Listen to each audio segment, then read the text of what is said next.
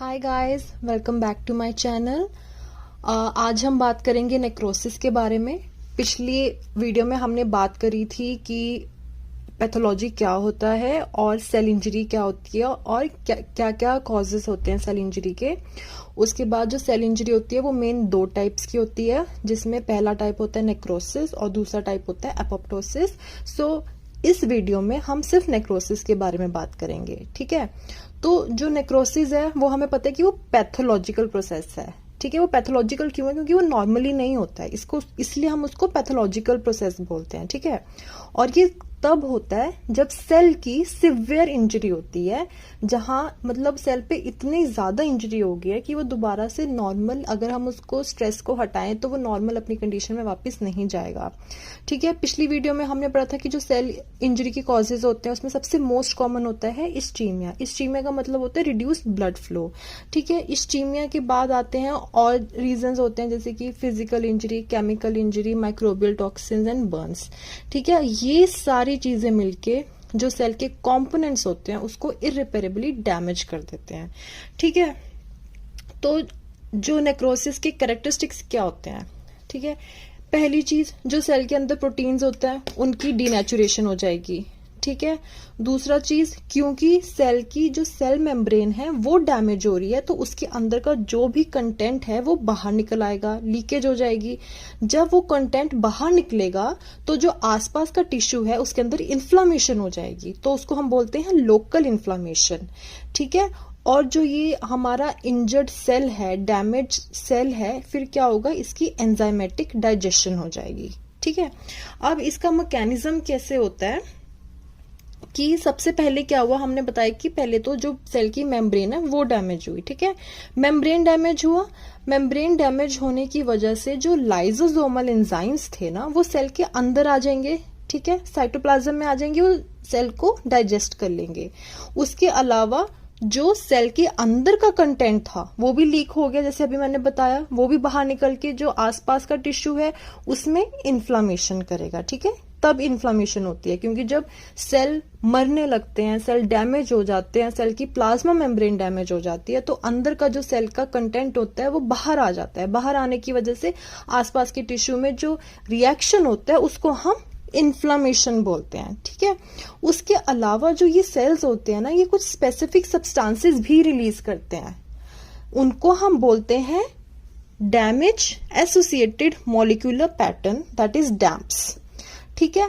ये जो हमारे सब्सटेंसेस होते हैं ये क्या क्या निकल सकता है, जैसे कि एक तो हमारे पास निकलता है एटीपी। एटीपी क्यों निकल रहा है? क्योंकि सेल डैमेज हो रहा है, माइटोकॉन्ड्रिया डैमेज हो रहा है, माइटोकॉन्ड्रिया के अंदर से एटीपी निकल रहा है, ठीक है। उसके अलावा डीएनए भी ब्रेक डाउन हो रहा है, डीएनए क्या निकालना, यूरिक एसिड निकालना। इसके अलावा और भी बहुत सारे मॉलिक्यूल्स होते हैं, ये सारे मॉलिक्यूल्स बाहर निकल जाते हैं, ठीक है। तो इन्हीं मॉलिक्यूल्स को हम बाद में मेजर भी कर सकते हैं देखने के लिए कि क्या चीज डैमेज हुई है। तो ये क्या होते हैं, इंडिकेटर्स होते हैं सेल इंजरी के, ठीक है। और जब ये मॉलिक्यूल्स बाहर निकलते हैं, सो दीज मॉलिक्यूल्स दे, तो जो हमें पता है कि जो मैक्रोफेजेस होते हैं वो उनका काम होता है फेगोसाइटोज करना, जो डैमेज सेल है, जो खराब सेल है उसको खाना, ठीक है। तो जो ये मैक्रोफेजेस है ना, ये अब इनके ऊपर ना रिसेप्टर्स होते हैं, ठीक है। मैक्रोफेजेस जो सेल होते हैं, जैसे कि ये देखो, ये हमारा मैक्रोफेज है, ठीक है। इस मैक्रोफेज के ऊपर ना ऐसे रिसेप्टर होगा, ठीक है। और यहां से जो पार्टिकल्स, जो हमारे सेल्स के पार्टिकल्स हैं जो डैमेज हो गए हैं, वो यहाँ पे रिसेप्टर के साथ लग जाएंगे, मैक्रोफेज के साथ, और मैक्रोफेज इसको एनगल्फ करके खा लेगा, ठीक है। सो अब क्या करा मैक्रोफेजेस ने, दो चीजें करी, एक तो उसने फेगोसाइटोसिस करी, एक तो उसने हेल्प किया प्रोडक्शन ऑफ साइटोकाइंस में। ये सारी चीजें मिलके क्या कर रही है, इन्फ्लामेशन कर रही हैं, ठीक है। तो जो ये फेगोसाइटोसिस होता है और जो ये इन्फ्लामेशन होता है, ये सारा मिलके हेल्प करते हैं किसमें, clearance of necrotic sales. Means जो हमारे नेक्रोटिक सेल्स थे जो अब मर चुके हैं, जो खराब हो चुके हैं, ये सारा प्रोसेस मिलके उस एरिया को क्लीन करता है, ठीक है। तो अब हमने जैसे बताया कि जो ये नेक्रोसिस होती है, जब सेल टूटता है, सेल के अंदर के सब्सटेंसेस बाहर आते हैं और कुछ स्पेसिफिक होते हैं, डैम्प्स होते हैं, है ना। ये इनको ना हम मेजर कर सकते हैं थ्रू ब्लड टेस्ट। कोई पेशेंट में हम ब्लड टेस्ट लेके इनको मेजर कर सकते हैं और हमें पता चल जाएगा कि कहाँ पे क्या डैमेज हो रहा है। ठीक है, जैसे कि एग्जाम्पल आप लोगों को पता होगा कि जब मायोकार्डियल इन्फार्क्शन होता है, ठीक है, मायोकार्डियल इन्फार्क्शन में जो कार्डियक मसल्स होती हैं वो ट्रोपोनिन्स रिलीज करते हैं। ट्रोपोनिन्स हम ब्लड टेस्ट के थ्रू मेजर कर सकते हैं एज अर्ली एज 2 आवर्स। मतलब 2 घंटे के अंदर, हार्ट अटैक के 2 घंटे के अंदर अंदर हमें पता चल सकता है कि अगर पेशेंट को हार्ट अटैक आया है थ्रू ट्रोपोनिन्स।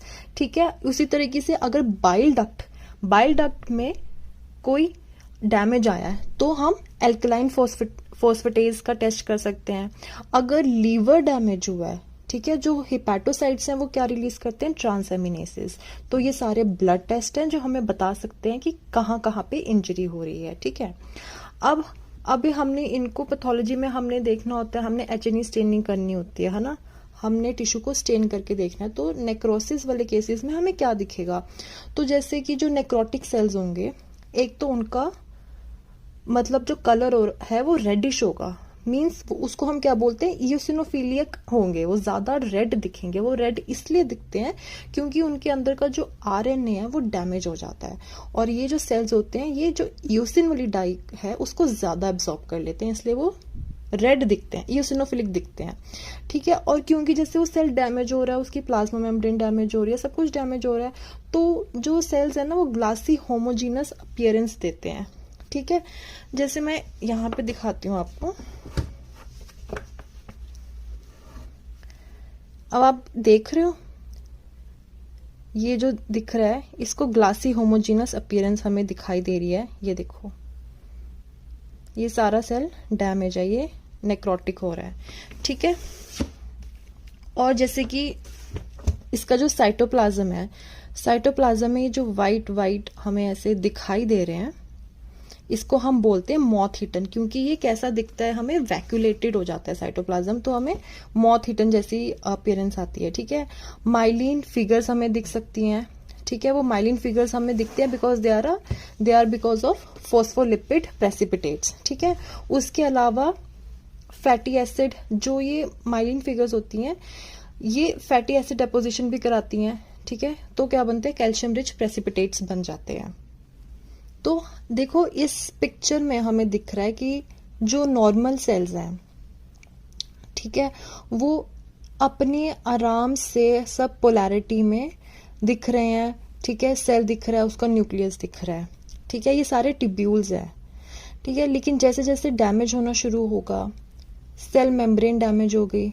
ठीक है, यहाँ पे हमें दिख रहा है कि सारा डैमेज है, आउटलाइन प्रॉपरली नहीं दिखाई दे रही, इसमें वैक्यूलेशंस आ रही हैं। ये वाइट एरिया जो हमें दिख रहा है ये सारी वैक्यूलेशंस हैं। ठीक है, ये तब हो रहा है जब ज्यादा इंजरी हो गई है, साइटोप्लाज्म भी हमें सारा वैक्यूलेटेड दिख रहा है। ठीक है, उसके बाद जब अगर हम इलेक्ट्रॉन माइक्रोस्कोपी पे देखते हैं, इलेक्ट्रॉन माइक्रोस्कोपी पे हम देख सकते हैं कि जो मेम्ब्रेन होती है ना, मेम्ब्रेन हमारी डैमेज हो रही है तो इस पे ब्लेब्स बन रहे हैं, तो इनको मेम्ब्रेनस ब्लेब्स बोलते हैं। ठीक है, माइलिन फिगर्स जो मैंने बताया था कि जो फोस्फोलिपिड निकलता है इनमें से, वो फोस्फोलिपिड प्रेसिपिटेट हो जाता है जो कि बनाता है माइलिन फिगर्स। ठीक है, उसके अलावा इसके अंदर जो भी कंपोनेंट्स थे सेल के, है ना, जैसे कि एंडोप्लाज्मिक रेटिकुलम, माइटोकॉन्ड्रिया, वो सारा टूट के उसके अंदर के जो सारे कंटेंट्स थे वो बाहर आ गए। बाहर आके सारे बीच में डाइजेशन होनी शुरू हो जाएगी। यहाँ से फिर हमारा जो मैक्रोफेजेस हैं, न्यूट्रोफिल्स हैं, इन्फ्लामेटरी सेल्स हैं, वो आएंगे और इनको खाना शुरू कर देंगे। ठीक है, अब हम आ जाते हैं न्यूक्लियर चेंजेस पे। ठीक है, कि एक तो हमने बता दिया कि साइटोप्लाज्म की भाई वो होमोजीनस दिखना शुरू हो जाएगा, होमोजीनस ग्लासी अपीयरेंस आ जाएगी, वो वैक्यूलेटेड दिखना शुरू हो जाएगा। उसके बाद बात करते हैं कि न्यूक्लियस कैसा दिखेगा। ठीक है, न्यूक्लियर जो चेंजेस आते हैं क्योंकि न्यूक्लियस के अंदर डीएनए होता है, राइट। तो डीएनए टूटा, अब डीएनए टूट रहा है तो उससे 3 चीजें हो सकती हैं, या तो होगा कैरियोलाइसिस, या तो होगा पिक्नोसिस, या फिर कैरियोरेक्सिस। अब कैरियोलाइसिस क्या होता है, कैरियोलाइसिस होता है, इसका मतलब जो ये होता है कि जो न्यूक्लियस का क्रोमैटिन होता है उसका जो ब्लूइश कलर होता है वो फेड होना शुरू हो जाता है। वो फेड इसलिए होता है क्योंकि जो अंदर डीएनए के साथ जो एंडोन्यूक्लियसेस होते हैं ना, उनकी डिग्रेडेशन हो रही है। ठीक है, वो डिग्रेड कर रहा है, तो जो उसका बेसोफिलिया का कलर है वो फेड हो रहा है। ठीक है, या तो होगा पिक्नोसिस। पिक्नोसिस से मतलब क्या हो रहा है कि जो न्यूक्लियस है वो श्रिंक हो गया है। वो जब श्रिंक हुआ, वो आपस में जुड़ा, तो उसका जो थोड़ा बेसोफिलिया का जो कलर था वो इंक्रीज हो गया, उसको हम बोलते हैं पिक्नोसिस। अब यही जो पिक्नोसिस, जो मतलब ये न्यूक्लियस था जो जिसकी श्रिंकेज हुई थी, जब ये टूट जाए ना छोटे छोटे हिस्सों में, उनकी फ्रेगमेंटेशन हो जाए, तो उसको हम बोलते हैं कैरियोरेक्सिस। ठीक है, अब हमें पता चल गया ये सब चीजें होती हैं कि साइटोप्लाज्म में क्या हो रहा है और न्यूक्लियस में क्या हो रहा है। उसके बाद एक और चीज होती है कि हमें ये पता होना चाहिए कि जहां सेल की इंजरी हो रही है, ऐसा कौन सा पॉइंट है जहां पे हम बोलेंगे कि बस अब इसके आगे सेल रिवर्सिबल में नहीं जा सकता, अब ये इरिवर्सिबल इंजरी ही बनेगी। तो दो चीजें हैं पॉइंट्स देखने वाले। अगर तो जो उसका माइटोकॉन्ड्रियल डिसफंक्शन है वो रिवर्स नहीं हो रहा, नंबर 1, और जो उसका मेम्ब्रेन था उसकी ज्यादा डिस्टर्बेंस हो रही है, मीन्स जो सेल की मेम्ब्रेन थी वो बिल्कुल ही खराब हो चुकी है, और जो माइटोकॉन्ड्रियल डिसफंक्शन था वो भी बिल्कुल खराब हो चुका है। ठीक है, तो वो हो जाता है पॉइंट ऑफ नो रिटर्न। अगर ये दोनों चीजें हो गई तो सेल 100% उसकी या तो नेक्रोसिस या तो एपोप्टोसिस होएगी ही होएगी। ठीक है, अब हम देख लेते हैं कि जब हम टिश्यू को देखते हैं, है ना, कि किस टाइप की हमें नेक्रोसिस दिखाई देती है, तो उसके भी पैटर्न होते हैं कि कौन कौन से ऑर्गन्स में किस किस टाइप की नेक्रोसिस होएगी, और हम उसको ग्रॉसली और माइक्रोस्कोपिकली कैसे डिफ्रेंशिएट कर सकते हैं। ठीक है, तो सबसे पहले हमें पढ़ना है केशियस नेक्रोसिस के बारे में। केशियस नेक्रोसिस हमें पता होना चाहिए कि नाम में है इसके। ठीक है, नाम में है केशियस। केशियस का मतलब होता है चीज लाइक। अब जो ये चीज लाइक नेक्रोसिस है, ये सबसे ज्यादा देखी जाती है ट्यूबरकुलोसिस वाले पेशेंट्स में। जिन पेशेंट्स को टीबी होता है ना, उन लोगों के जो लिम्फ नोड्स होते हैं, अगर आप उसका लिम्फ नोड निकाल के काट के देखोगे ना, तो उसके अंदर जो नेक्रोसिस होगी वो चीज लाइक होगी। ठीक है, और वो जो चीज होता है वो जैसे फ्राइबल होता है, जैसे चीज होता है ना टूट जाता है आपस में, है ना, फ्राइबल सा होता है, वैसे ये दिखाई देता है। माइक्रोस्कोपिक अगर हम माइक्रोस्कोपिकली इसको देखेंगे तो हमें क्या मिलेगा, हमें सेंटर में मिलेगी नेक्रोसिस। ठीक है, सेंटर में हमें नेक्रोसिस मिलेगी, उसके आसपास की जो बाउंड्री होगी उस बाउंड्री में इंफ्लेमेटरी सेल्स होंगे। ठीक है, वो इंफ्लेमेटरी सेल्स और नेक्रोसिस और जायंट सेल्स जो उसमें बनते हैं वो बनाते हैं ग्रैनुलोमा। ठीक है, उसके बाद हम बात करते हैं कोआगुलेटिव नेक्रोसिस की। जो कोआगुलेटिव नेक्रोसिस होता है वो हमें मेनली देखा जाता है कि जिन ब्लड वेसल्स की ऑब्स्ट्रक्शन हो जाती है उनमें जब इस्कीमिया होता है, ठीक है, तो वहां पे कोआगुलेटिव नेक्रोसिस होती है। सिर्फ इसके एक्सेप्शन ये है कि ब्रेन में कभी भी नहीं होती। जो टिश्यू का आर्किटेक्चर होता है वो प्रिजर्व्ड होता है। ठीक है, and this also denatures the enzyme. तो इसलिए क्योंकि इसके अंदर जो एंजाइम्स डीनेचर हो जाते हैं उसकी वजह से जो प्रोटियोलिसिस होती है ब्लड सेल्स की वो ब्लॉक हो जाती है, इसलिए इसका आर्किटेक्चर मेंटेन रहता है। अगर हम माइक्रोस्कोपिकली देखेंगे तो हमें सेल्स दिखते हैं, रेड कलर के सेल्स होंगे और उनमें इनडिस्टिंक्ट या फिर रेडिश न्यूक्लियाई होगा। ठीक है, फिर होती है लिक्विफेक्टिव नेक्रोसिस। लिक्विफेक्टिव नेक्रोसिस हमें सीएनएस में देखने को मिलती है। इसको हम लिक्विफेक्टिव क्यों बोल रहे हैं, क्योंकि जो इसमें डाइजेशन होती है ना डेड सेल्स की, वो जो टिश्यू को ना बिल्कुल विस्कस लिक्विड में बना देता है, इसलिए इसको लिक्विफेक्टिव नेक्रोसिस बोलते हैं।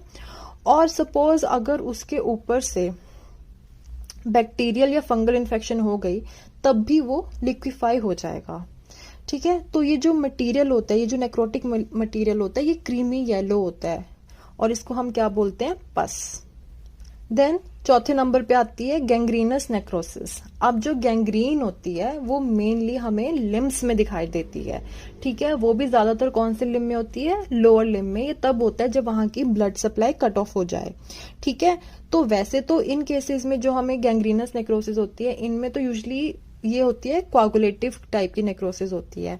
बट अगर इनमें बैक्टीरियल इन्फेक्शन भी इम्पोज हो जाए, ठीक है, तो फिर वो ल्यूकोफैक्टिव बन जाती है और उसको हम बोलते हैं वेट गैंग्रीन। ठीक है, उसके बाद नेक्स्ट है फैट नेक्रोसिस। फैट नेक्रोसिस से पता चल रहा है, फैट का मतलब कि जो भी फैट है उसकी नेक्रोसिस हो रही है तो उसको फैट नेक्रोसिस बोलते हैं। मेनली ये जो चीज है ये हमें मिलती है एक्यूट पैनक्रेटाइटिस के पेशेंट्स में। क्या होता है कि जो पैनक्रियाटिक एंजाइम्स होते हैं ना, जो एसिनार सेल्स होते हैं पैनक्रियाज के, उसमें से जब वो डैमेज होते हैं उसमें से पैनक्रियाटिक एंजाइम निकलता है। ठीक है, जो ये एंजाइम है वो फैट सेल्स की मेम्ब्रेन को लिक्विफाई करता है। ठीक है, वहां से निकलते हैं ट्राइग्लिसराइड एस्टर्स। जो ये ट्राइग्लिसराइड एस्टर्स है इनको पैनक्रियाटिक लाइपेज तोड़ देता है। जब ये ट्राइग्लिसराइड एस्टर्स टूट जाते हैं तो इसमें से निकलता है fatty acid. Fatty acid calcium के साथ मिलके चॉकी वाइट एरियाज बनाता है जिसको हम बोलते हैं फैट सपोनिफिकेशन। ये सर्जन्स जब सर्जरी करते हैं, पेट खोलते हैं पेनक्रियास निकालने के लिए, तो वो देख सकते हैं कि वहां पे चॉकी वाइट एरियाज है, उनको फैट सपोनिफिकेशन कहते हैं। ठीक है, वही चीज अगर हमने माइक्रोस्कोप में देखनी है तो हमें सिर्फ एक जो नेक्रोटिक फैट है उसकी सिर्फ एक आउटलाइन ही दिखाई देती है, शैडोई आउटलाइन दिखाई देगी और वहां पे बेसोफिलिक कैल्शियम डिपॉजिट होंगे और इन्फ्लेमेटरी रिएक्शन होगा। अगर हम बात करें फिब्रिनॉइड नेक्रोसिस की तो मेनली ये हमें इम्यून रिएक्शंस में देखे जाते हैं जो कि ब्लड वेसल्स के अंदर होते हैं। ठीक है, तो क्या होता है जब कोई इम्यून रिएक्शन होता है, मींस जब एंटीजन एंटीबॉडी कॉम्प्लेक्स बनता है और वो जाके डिपॉजिट हो जाता है आर्टरीज में। ठीक है, आर्टरीज में जाके डिपॉजिट होगा, उसके साथ में जो वहां पे प्लाज्मा प्रोटीन था वो भी मिलके क्या बनाते हैं, bright pink and amorphous deposits. तो फिब्रिनॉइड नेक्रोसिस हमें इम्यून रिएक्शन के केसेस में दिखते हैं और वो ब्राइट पिंक और अमॉर्फस दिखते हैं एच.एन.ई. स्टेन पर।